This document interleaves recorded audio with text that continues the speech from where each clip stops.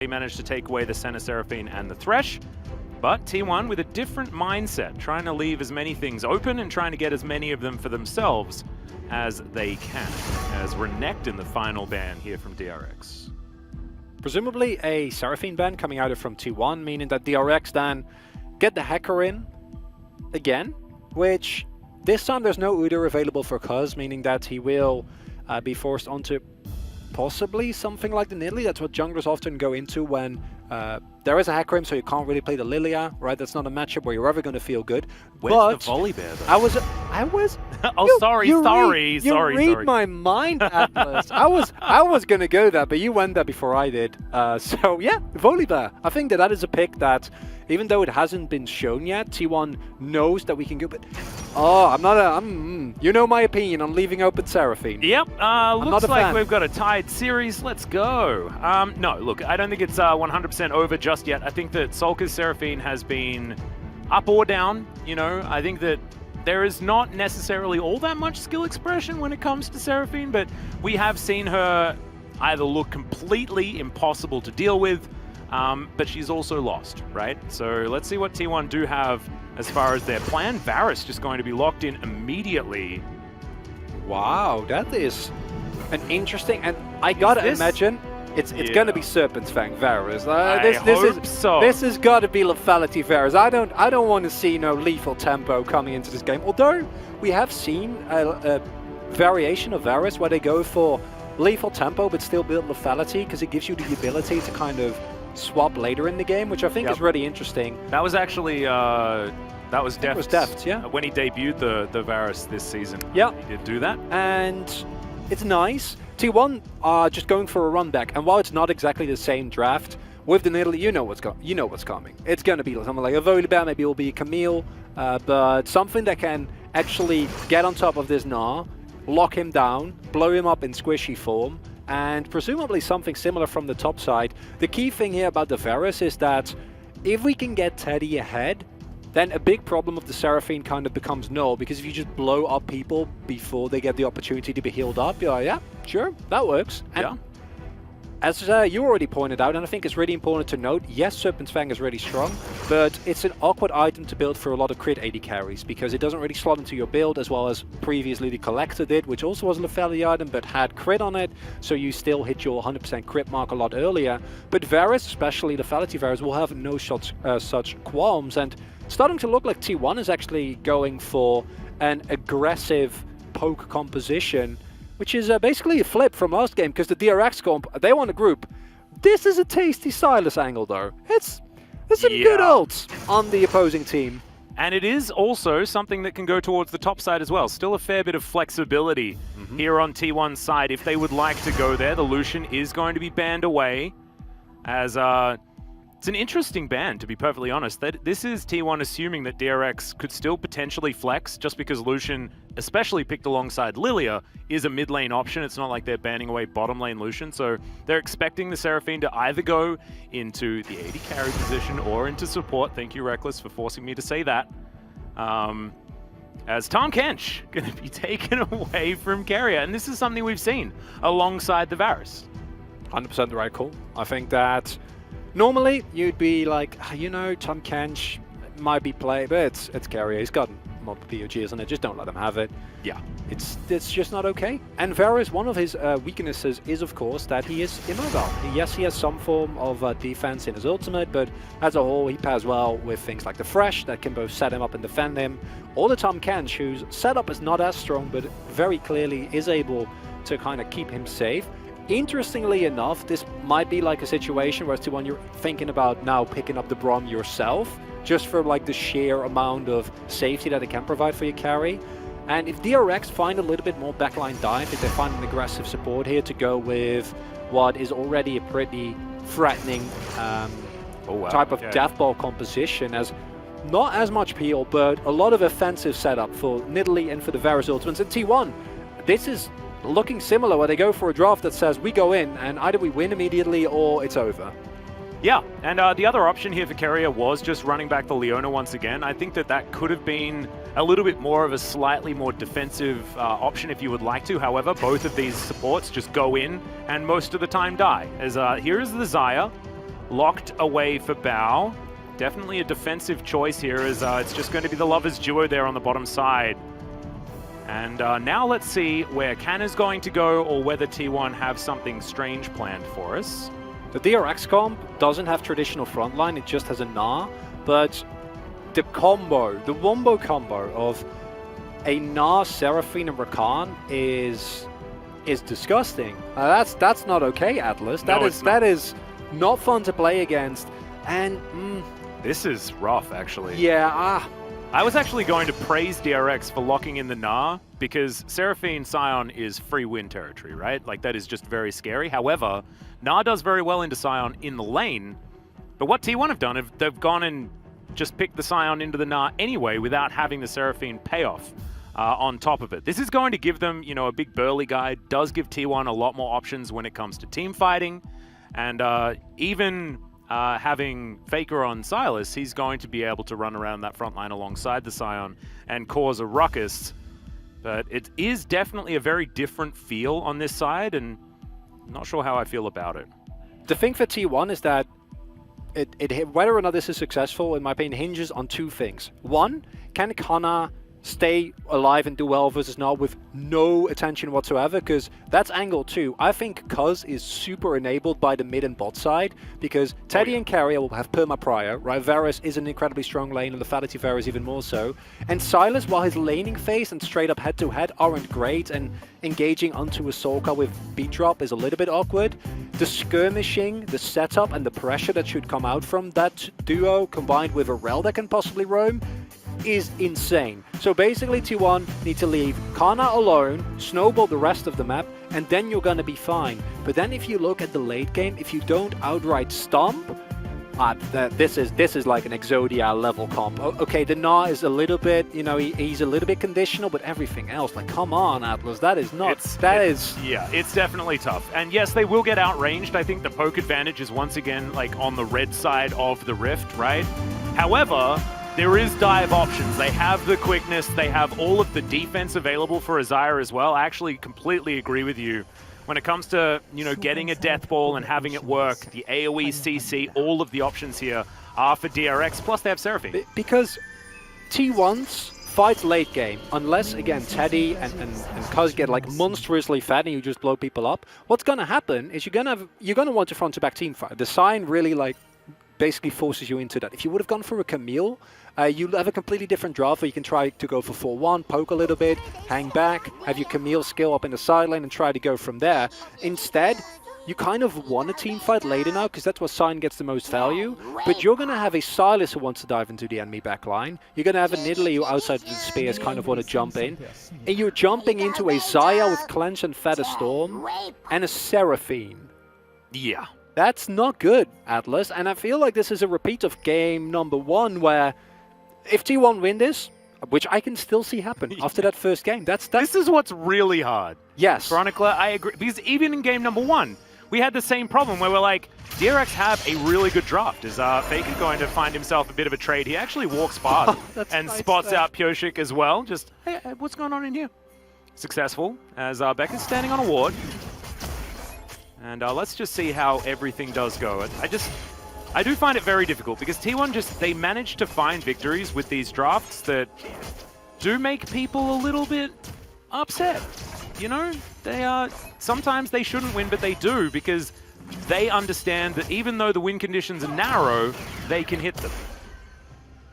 And it's something that Damwon Kia does insanely well, but Damwon Kia's drafts are also really good. Yeah, so that's a big difference, because at Damwon Kia you're always like, wow, not only is this draft really good, but even if they do get into a deficit, they can just win. Whereas T1, it feels like they just need to outmuscle their opponent. And why do you do this, T1? You don't need to put yourself in a position where you need to, like, stomp the enemy. Because yes, you can do it, but what if you don't? It's real rough. Yeah. It is definitely real rough. Is level 2 going to be gained here by Bao and Becca. Teddy and Carrier already having theirs. Carrier not exactly going to have the greatest of times here in this lane, in theory. We also...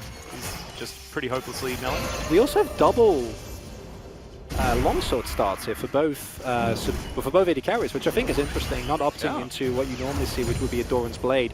And for Teddy, it makes a lot of sense because you can go for a tier first on the Fallacy Varus, but it or really... Corrupting Pot, I was expecting to. Both are fine. I personally like the tier because it does give you a lot of early potential to like really shove the wave, just use your mana as a resource in that regard. Yep. But it does mean that until you're first back, your Qs just kind of tickle, and that makes you sad because you want to blow people up.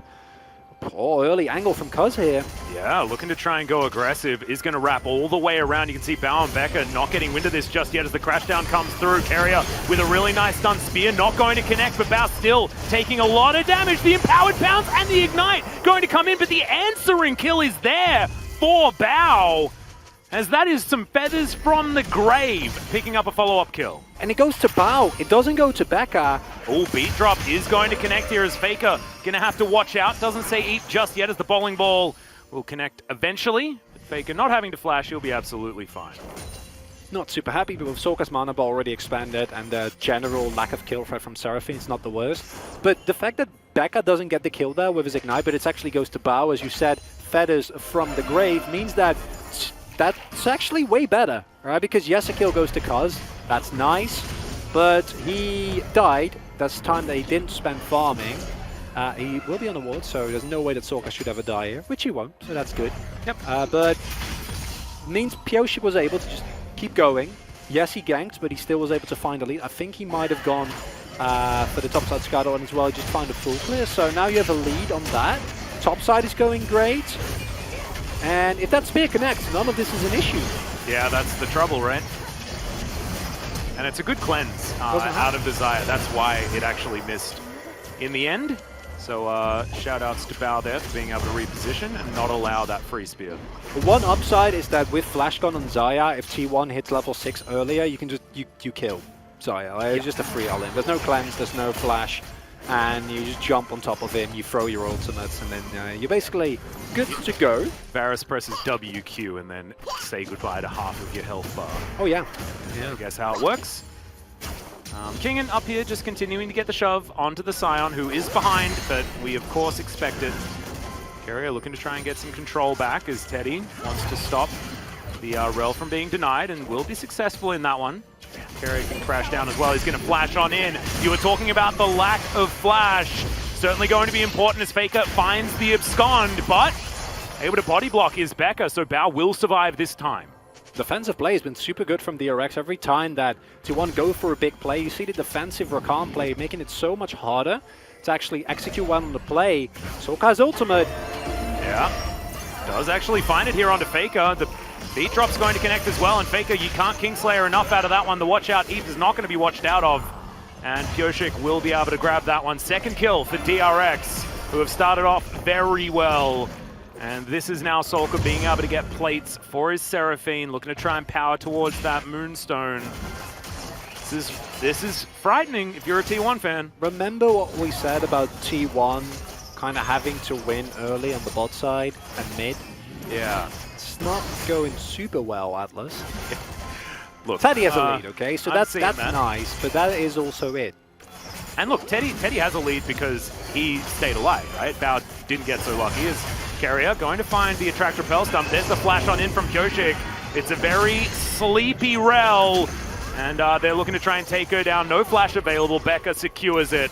Now 3-1 in favor of DRX, and this bottom side that you said needed to win, still not winning for T1. And I'd like to cast your mind back, because Pioshik was one of the first junglers to actually pick up the Lilia. Even last year, when Lilia was just released, it actually took a while for the pro scene and people at large to catch on at how strong this champion really could be. Yeah. And Pioshik was one of the very few that was always happy to pick it up. Fake, you're not level 6 yet. Yeah, he's 2 levels behind, in fact.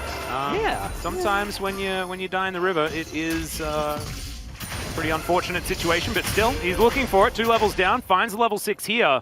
And remember, Sylas into Seraphine was a thing, right? Like, this was considered one of the answers because Encore is ridiculous. And so now both sides have an Encore in theory. So Solka is now in a lot more trouble because Faker, it's not just the abscond that you have to watch out for. He also now has a potential hijacked Encore, which is a bother. The real question is, do you go moon stuff now on Faker? Because yeah. you can use the Encore, you can use it so well. Well, the train is going to come on through here. The flash is going to have to come out, but the damage still connects. Kingen has Mega, and Pyoshik is in the area. As Spear going to go wide one more time, Cuz is going to be able to take down that ward. It's replaced immediately.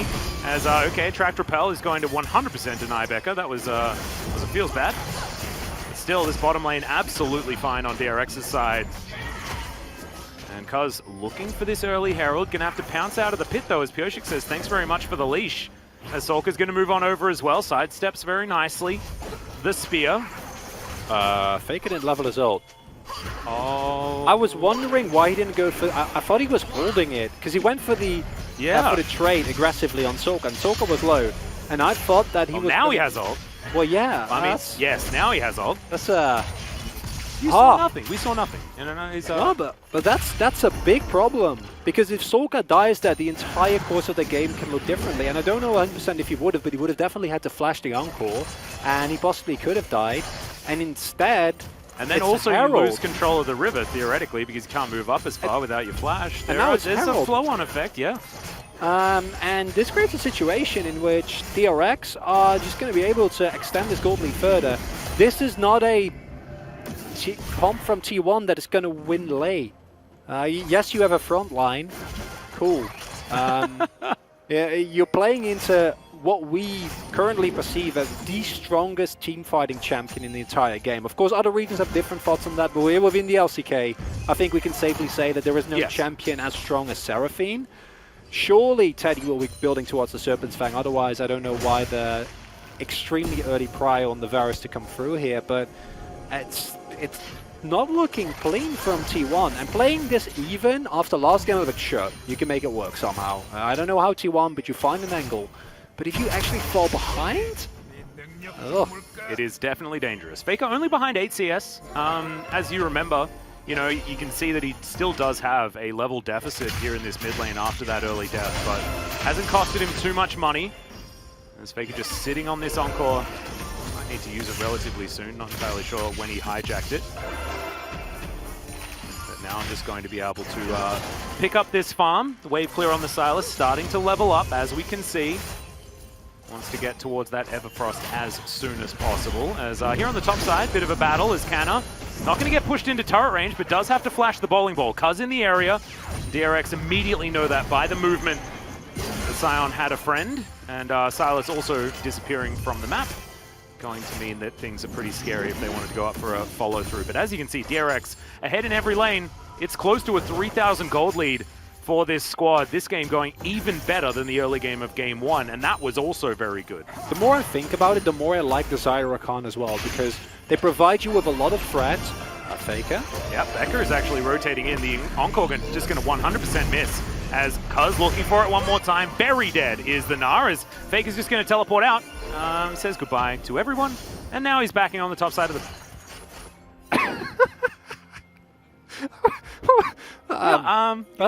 That's a heist. Yeah, that's a successful one, as the top side play works out. Canna can just, like, chill up here. There's no teleport for Kingen to get back into this lane, and so the Scion's going to be feeling a whole lot better. He's got the Sil Soul Summoners as well in the Ignite and Heal. If you don't understand that, that's a reference to a player from, like, Season 1. So shout outs to those of you who have been playing for an extraordinarily long time and watched a lot of Dyrus' stream back in the day. That's a... I don't know that reference, and I've watched a lot of League, man. Yeah, I was realizing that was... He used to just play Vladimir and always take Heal Ignite. That was what he did every time. Capitalization here of the lack of flash that was forced earlier. Nice drift by Kana. Sign is not traditionally you think of as good setup for mid lane, but it works. Yeah, it gets the job done. And these kind of moments are the reason why, even though on paper this match should not be really easy for T1. I still don't think it will be easy, but I do think they still have a shot, which in of itself is crazy because, as I was trying to say earlier before... Ow! Yeah, one more of them, he's dead. Yeah, if he gets hit by... Yeah, that... Okay, well, T1 hit the spike, so maybe we were just a bit premature. Gonna try and make it work now. However, Elder's going to come up here. Yep. Faker actually avoiding a lot of Solka's poke as well. Certainly works out. Canna just going to try and absorb to the best of his ability. And does Flash. so. He's going to lose the turret, but Teddy's still zoning Bao and Becker away from this one. And Faker now has a bit of a free lane. Solka went back to base as Bao once again soaking spears. And this is actually what can turn this, right? If T1's poke actually lands, then DRX's comp isn't necessarily going to work unless Seraphine is there healing everyone all the way back up again. So maybe late game it's going to be absolutely fine. But right now, it's good. Even then, just the heal from Rakan and the synergy that those two have. Guardian is still up. This is not an easy dive for T1. Featherstorm cleanse, all available. Well, there's a chains of corruption as the Crashdown says goodbye to the Rakan. You said What? Did that look difficult? It just didn't look that difficult to me, I'm not going to lie. As now Faker finds a Featherstorm. He'll be able to answer Bao, but not before he kills him. Throws that one out. The Feathers go a little bit further away, but he can't recall them anyway, so he doesn't even mind, as that's a big old Gnar into the wall. But you can see this. He does manage to grab the kill on the Canna, but now that's a very angry zombie that's looking for him, and Faker will pick this one up. I don't know how they do it, Chronicler, but T1, they found this mid-game skirmish. And let's see whether this can help them snowball. They still don't have a gold lead. That's how bad the game was going. Oh, and this is a necessary play for T1 because you lose that topside turret. So much gold gets funneled into DRX's pockets. And I took, yeah, you cleanse and Featherstorm available. Sure. Fade away chains of corruption, by the way. Yeah. Becca doesn't have those things. So Becca gets locked down with a really nice play from Teddy. And then going in here, you know, if it works, it works. It's a bit aggressive. Kana knows he's going to die at the moment that he goes for that play. King is able to at the very least pick up a kill on the sign, but pays for it with his own life. So in the end, it's a 3-for-1 trade, which you're happy with as T1. Pioshik shoving out mid lane, nowhere near that play. But how to what extent actually like makes this the game easier for you as T1, and that's a rough one because yes, Faker and Teddy are getting fed, but I feel like they're now starting to build a gold lead. If they can do this 2 more times, then I'm okay. Okay, T1, you got me convinced. But I also think that DRX, if they had the same deficit as T1, we'd be having very different conversations, right? Because this is Seraphine moving towards a late game with an 80 carry that's very self-sufficient, able to build crit. Oh yeah. Like, this is pretty ridiculous when it comes to scaling, and DRX already have an advantage. So you're talking about not being out of the woods. I'm saying that T1 needs to continue to push this extraordinarily hard. I absolutely agree. They do. Just keep killing them. Get 10 kills on my man Teddy. He needs to like one-tap everyone, and so does Cuz, and so does Faker. Especially a pick like the Silas that benefits from finding the all-ins, finding the messy, extended fights, not a straight-up 5v5, but more fight one person, fight 2 more people, get an ultimate, and keep that going for as long as you can. Oh, Becca pops! What the heck was that? Oh no, but the Encore is going to connect onto Teddy. He's going to be taken down. Solka answers very nicely, and now Kingen into position. Bowling ball blocked by a minion, which is a little bit unfortunate there for Pioshik, but good answer. As they get support for 80 carry. A little bit more important there as Teddy is massively key for T1's poke battery. There's an angle for T1, and it's get this Drake and stack 3 Oceans. Get the Oceans. I know we don't know whether there's going to be Oceans yet. I know it's a coin flip, but that's the line. Is it a coin flip? I mean, hi. Yeah, come on, man. Yeah. This is not what I want. It's just generally what happens. Is that was a beautiful Encore, and Teddy unfortunately going to be taken down at the end. You see the extension also being so incredibly valuable there on the Seraphine, and one of the main reasons why this pick feels so bad to teamfight into, augmented by the amount of healing she provides with Moonstone, the shielding from her W, and all around just the utility that she provides.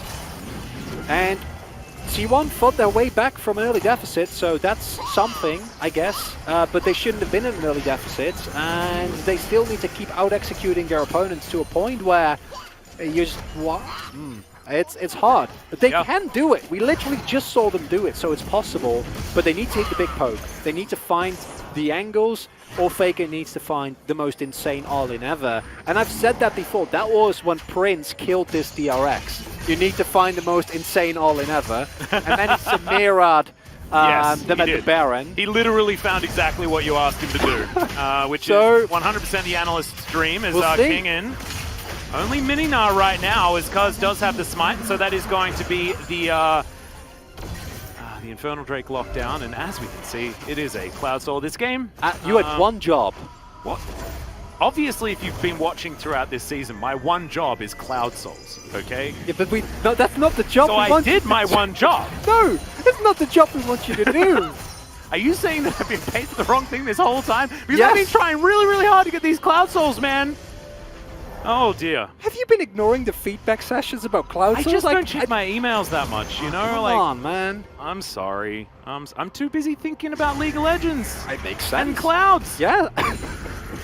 Because you're soaring in the clouds. Oh, it's so sad that it was just going to happen, wasn't it? I want to go in a little bit about why the Mountain Tool is so good. It basically gives you a Seraphine of your own, and it provides T1 with a way to actually have a win condition in drawn-out team fights. Because I don't think that the T1 comp with picks like the Rel, the Nidalee, and specifically the Silas really benefit from drawn-out fights where you can get multiple engages, re-engages, right, hop on and off. Yep. Teddy can stand in the backline, keep throwing arrows, like these long, elongated fights. In a normal situation, I think you can play really well because you have the front line, you have the tankiness.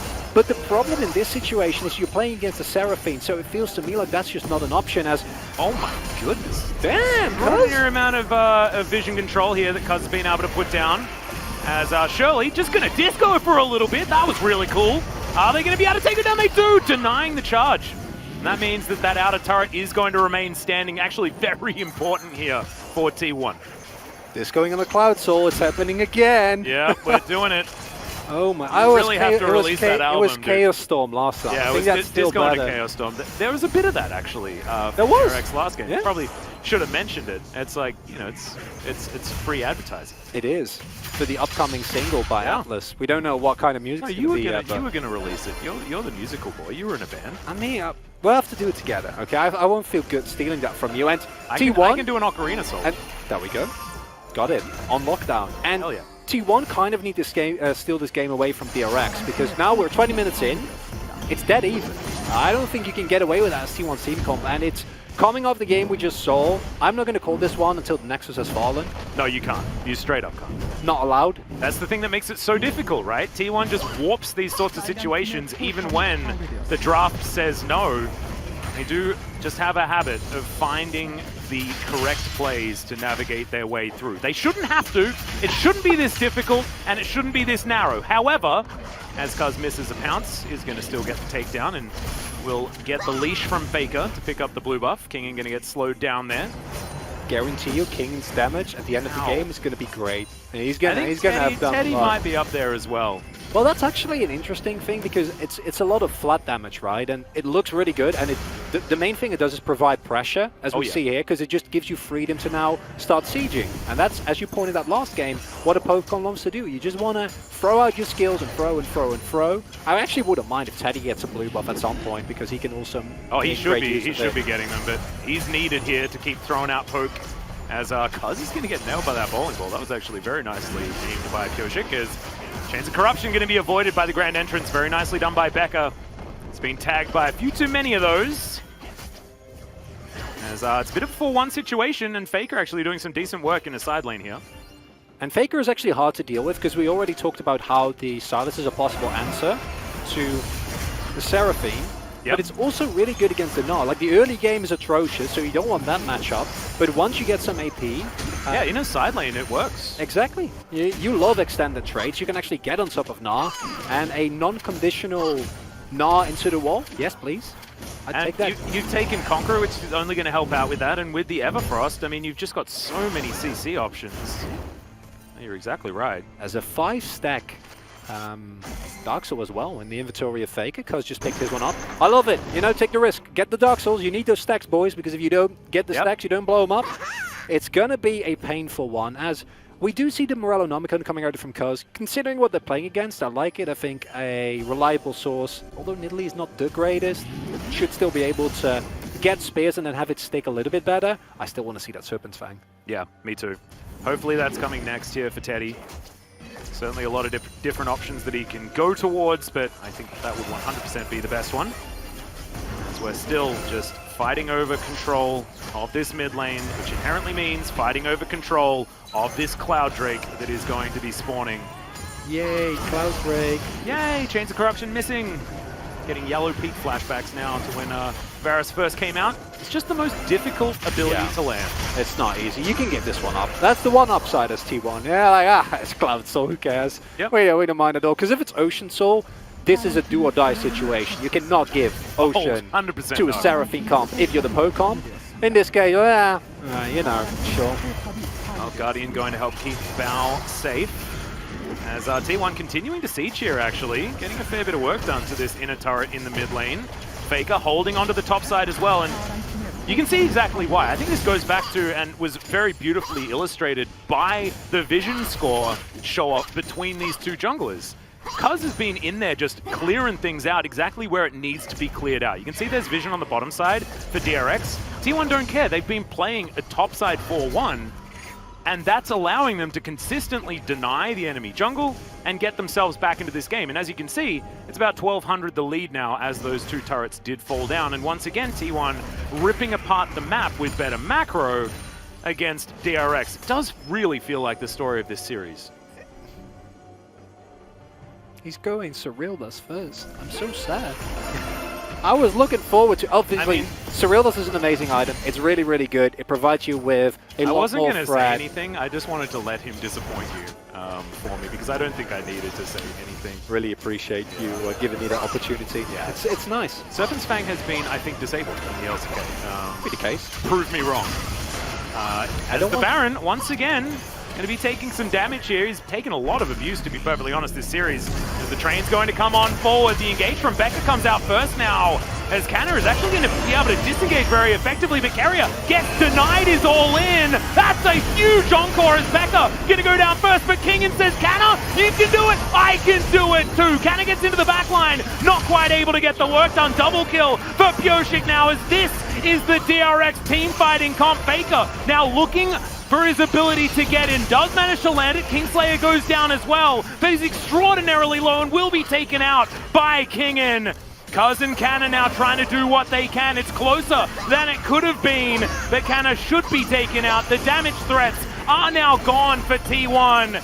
And Solka is just a disgusting heal battery, able to keep everyone alive. You see the value coming out there in the long fights, even though T1 gets so close, right? Faker does hit that abscond, can actually go in. He wants to look for that crucial blow, but as long as Solka stays alive in these fights, doesn't matter what you do, you're not winning the long run. And what we're seeing here is that it's Becca, who initially has a really nice setup. Due to the ultimate from Sai, you're not actually able to capitalize on that at all. But I want to draw attention to Kingen, because the amount of damage that man finds is insane. As we see the back-to-back encores, look at this. Just massive. If he didn't get exhausted, I think the team fight is just over right there and then, and you get the Baron, 100%, that's DRX. Instead, we get this extended skirmish, and this is where Silas kind of wants to be. But the problem to me is, sure, this is where Silas wants to be, but Seraphine doesn't mind it whatsoever either. Yeah, and she's flashing now, at this point of the team fight.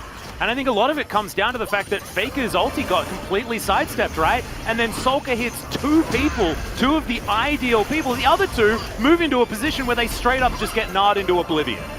And we see that DRX know how to play these little skirmishes, these mechanical moments at the end very well. As Kingen goes in and stays alive no matter what. Carrier. Yeah, still looking for more as the encore is going to come down just onto Carrier. He has a stopwatch. We'll see whether he can keep himself alive. Doesn't, of course, have his flash available, and the Rel is just going to fall down. The train comes through again as Canna tries to split up this fight, but now Cuz is in trouble. Pyoshik just toying with him in his jungle, and now DRX with 5 members look to move towards the Baron, and jungle is almost dead, right? Cuz cannot actually get back here unless he can primally surge about 100 times. Yeah, needs to try and heal up. Fortunately, there is the threat of a Mega Nod. There is still a front line, but can Cuz get to the Baron here? Well, it's not quite 100, so I think I may have exaggerated there. As you can see, the Baron going down to about 2.5. We could just be flipping it here as DRX still on it. And that is going to be secured by Pyoshik. T1 now moving out of the area. Carrier, he's respawned, but there's no way he's getting to any sort of fight intelligent for T1 to actually just disengage. And this feels close, right? You look at the top of the screen, but it's starting to feel more and more impossible for T1 against this ridiculous DRX composition. Sorka went for Mikhail's second as well. And that's something we haven't really talked about yet, but that means that what we saw last game happening with Bao needs to happen again here, which is not good. It means that T1, above all odds, needs to find a kill on a target that wants to be engaged on, because that's a free encore, that now has Mikhail's available in case any other teammates are in trouble. And DRX have now gotten to the point where, like, you see like a 2K gold lead, it's way more. This comp is super oppressive when it can just sit, siege up. They don't even need to poke, you're just deathballing your way around the map. Yeah, and also poke means basically nothing because Seraphine exists, right? Yes. And not to mention that, but I mean, Becker also has a few heals available as well. Oh, Faker. Now, Faker could look for a potential flank here. He's clearing out all of the vision, but no way, T1 are fighting for this one. Just that Cloud Drake is not really worth it. Now 5 minutes until a potential Cloud Soul available for DRX. Cyril's grudged finish for Teddy here. That's a big spike. That's going to give him a lot more reliable damage. But as you say, I think that it doesn't really matter. The one upside is that T1 has really good wave clear available whenever Teddy is around, and Kanai can tank decently well. However, Faker, not the greatest, but he has some side lane threat, and as we've seen, he's been able to shove out these waves consistently. Yep. As long as you can keep the base alive for T1, you can fight another day. And I hate to keep coming back to this, but if I hadn't just seen last game, I would say this one is very close to over, just for the sheer power. Yeah. I think if the nameplates were off, and you were looking at these drafts and the position in the game that they are, you'd say that there is no chance DRX lose. Agreed. But sometimes you just have to change how you think about the game. And T1 recently have certainly been trying to force that. Bowling ball connects onto Canna. Now T1 looking for that wraparound. DRX not going to give them their engage opportunity. And the slower DRX play this, the smarter they are, as Bao is going to be tagged by that Q. Spear just pops in! What the hell was that? What? Okay, I guess that, I mean, maybe that's how you win. That's the counter siege. Do you know what you do? You one-shot people with your spears. It's what? Bao as well. He has everything up. I think no one expected that. Oh, T1 is going to win this game, and they're going to learn nothing, Atlas. Oh, it's so scary, isn't it, right? Like, if you're going to try and reinforce that this was the comp you go for, oh, it just feels terrible, doesn't it? It's like you're a teacher and one of your students has like figured out a different way to solve a maths equation. However, that working out pattern is never going to do it in the future, and you feel like you're teaching him wrong, but you can't tell him he's wrong, right? Because he solved the equation, and then he keeps doing it again and again, and somehow, by some fluke, it just keeps working, but you know eventually it ain't going to. I just don't know when it's not going to if Cuz does stuff like this. Oh my goodness. Look at that health bar. It's again, I said this jokingly, where I'm like, you know, if you're blowing up in one go, it doesn't matter that you have healing. Yeah. But then it actually happens. Okay. Can't heal if you're dead, forehead, I guess. Like, I don't know. The downside of this is that while we're having a lot of that is understandably. Yeah. While we're having a laugh at that, what does it actually do? And the answer is the tier 1 of the Baron gets neutralized, which is really nice. But also that's it. Nothing else of virtue or value rather was really gained here by T1, and it means that we are looking yet again at a situation where DRX can just chill and scale up. Now we see the Moon Stuff combination actually finished. 3 items available for Bao here.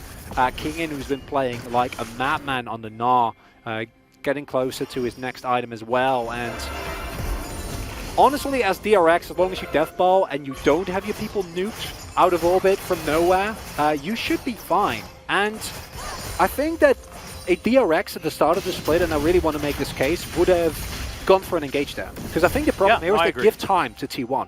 But DRX is a team that had confidence and then lost it. And then regaining that confidence is a hard one, but you need to. You have the hard engage, you have a Rakan, you have a Gnar, you have an Encore to kind of augment those two forms of backline dive / hard engage. If you don't go for that, we giggle, but that is actually a problem. Like, you can't let your carries get blown up like that because it takes away all your pressure on the map. Can we have a look at the vision score here between Kaz and Kyoshi, by the way? Yeah. Is that a typo? No. That's insanity. Yeah, is this the first time we're going to see a flame horizon? This is a vision score flame horizon. Oh my god. The technology is finally here, Atlas. This is ludicrous. And I mean, back in the day, flame would be like, what does that even mean, guys? What awards? I don't need those. Just outplay 1v2. As the way. Yeah. But it is pretty impressive, and as you can see, the map is extraordinarily dark for a DRX that have a gold lead. Right? As Bao almost dies again. Every time these spears come through, man. Yeah. It's like, well, someone could die. That melee minion, he's fine. Don't worry, he can tank one. As T1, look at how dark this is! They've started the Baron already. I mean, it's not the fastest of Barons necessarily, as Teddy does finally get on over. But yeah, like, how do you even get here? But it might trade for soul. Well, let's see whether Kana can actually stop them from getting on in. This Baron is just dead. And now they have to try and get out of the area. The sleep comes through. There's the grand entrance. As Kana tries to help him, another spear going to find a victim as the Scion's taken down. Faker also dies very early, and now Teddy is by himself. He'll be taken out. And now T1 need to try and save the Barons. This is going to be Cloud Soul. But as someone with a fair bit of Cloud Soul experience, it's not exactly the highest of value for winning these games. But still, T1, they steal a Baron. They lose 3.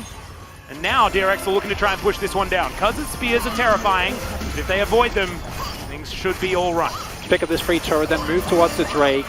I would rather they don't like try and push it. Are they trying to look for an end or just for the inhibitor? Inhibitor would make sense, hopefully not greeding beyond that. As you should be able to pick up both. Now, however, a possible teleport angle is available for T1. I like the inhibitor, but it's the mid lane inhibitor which is the least relevant. As Kana is on zoning duty, you give him up every single time. Did it? It did. It connected onto Faker. And that's why he dies. That's actually pretty ridiculous.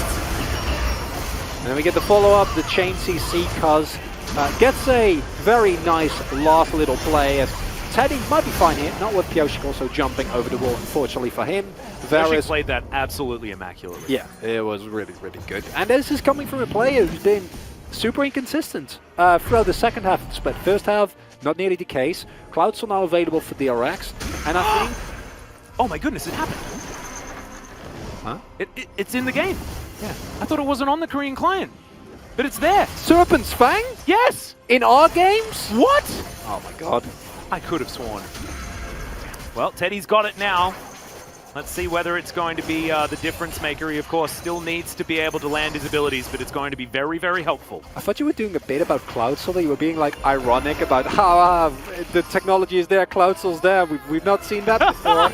Oh, no, don't worry. I've got a bit of experience on that one. I mean, that's why I thought it was a joke. And as T1, the possibility of an out-execute is still there, but his Baron buff is not going to do anything for you. It's a minus... Yeah, 800 gold Baron power play. You've lost the Drake. And I think your only angle now is hold on for dear life and then get Elder and win the game. Yeah, I mean, we are getting to that point 36 minutes into the game where if you just miraculously win a team fight, the game is yours, right? And miracles have been happening, right? Bao gets hit by 2 skill shots and dies. That gets more and more impactful as the game goes on. What if T1 was DRX all along and they need the miracle win now? My goodness. I don't even know. Faker's split pushing very nicely, though, as you can see. He doesn't even have a Baron, but it is just a little bit too scary here as that's kind of getting snared up. Now Kingen looking for a little bit, but that tower already falls, and Sulker is getting chunked down. Faker, Kingslayering on top of Kingen here as the quickness is stolen away. He gets gnawed into the wall. Faker can still go golden, but he just doesn't. Oh, no. Caught in the side lane. Does manage to get the turret, but now T1 lose all of their pressure. And DRX looking to try and close this one in as I believe another spear just landed there as Kingen Strybreakering his way through. The train is going to get Kana out of this one as Cuz great sidestep on the bowling ball. Anyone just trying to disengage as best they can. Thankfully, Chem Tank does exist. And Canna will be able to get out with that one. T1 actually kiting back quite nicely here with all their spears and arrows. But they go all the way back, as somehow that spear missed. And I was a little bit worried for a second there. If Becca like goes in and actually finds someone, then you can just end the game outright. Instead, Faker will be up in about 14 seconds. A teleport flank isn't really available here. When these piercing arrows hit, man, like this is where it's dangerous. And Kingen says no, Teddy! Immediately, QSS flash to get himself out. The encore is good, but Canna is tanking everything. Still, it is going to most likely be the end of his life. No, he gets himself the shield and just takes the train to safety. Turret not going to be so lucky, though, as the second inhibitor turret falls. And when it comes to just ridiculous late-game drafts, I don't know how, but it's just so difficult for DRX, regardless of the fact that it looks like they have such a draft advantage. It's not even T1's final form. Imagine if they do have a late-game draft. It's what everyone has got to be. I don't want to. It's too scary. What everyone has got to be asking themselves here, as it's Kingen yet again, who's just been such an amazing force of consistency for DRX throughout the entirety of the split. Faker tries to go for a quickness play, because if you can get the taunt on Kingen, then you can at least get out of there. But instead, it was too strong. Not working out. Cleanse forced there, on the kills rather, which is fine, but the fact that both Teddy and Canna stay alive through this is insane. However, Flash is now gone, and that's actually a really big one, because no Flash on Varus means that any of those encores being aimed correctly now, with the amount of engage and frontline you have, should definitely be a possibility. It still feels like T1 holding on by a thread. It's just that this comes after game one, so everything that I say feels warped, because it was not as bad as this one, I personally argue. I think last game was a lot more redeemable, where you did have something like the Victor. Instead, here you have an actual monstrosity in the form of Seraphine on the other end that is just a full-on raid boss. There are a lot of Rabadons being finished now here, though, and T1, they're not giving up. There's no inhibitors down. They can contest this Baron. Yeah, Cuz does insane damage. It's okay. That is the cleanse having to be used, or the QSS, sorry. Onto Teddy as Kingen only finds one with the ultimate, and now you've got Canna finding that backline. Teddy pretty much zoned away from this one, though, with Bao just fighting this one front to back. And Kingen is deciding on his way of taking this victory. Solka gonna have to walk on back as Teddy finds a few autos, a few piercing arrows. But as you can see, DRX take control of the area. They take their pick, and they get all of the heals as well. Look at those health, boss Atlas. You might think it has a cloud or an ocean soul rather in this game. Absolutely not. There's just Seraphine coming into full force. No ultimate available for Faker. This needs to be a hero play that I've ever seen. Otherwise, you're not going to make it here. I've seen this from Faker before. We've all seen this from Faker before, but this is in a 4v5 with this level of compositional gap. And that is going to be the Baron secured for DRX. And they are moving towards an actually notable gold advantage. But only at 41 minutes into this one. 10 seconds on the Elder. That's game. If you get Elder, that's just it. There's no way you get away from that. Never, ever, ever. Canna doesn't have teleport available. DRX can maybe rush this. Well, they're looking for it. Canna can turn into a train and try and get himself here, but then he won't have that ultimate for the ensuing fight. T1 need to desperately find some way of buying time. Kingen looking to deny. The Chains of Corruption do connect, and now the train is drifting forward, but misses, actually crashes a little bit too early there. But T1 do have control of this area. Can they steal away the Elder Drake? It just goes down to Bao. Picks up the double. Faker's already dead. Becca steals the last one.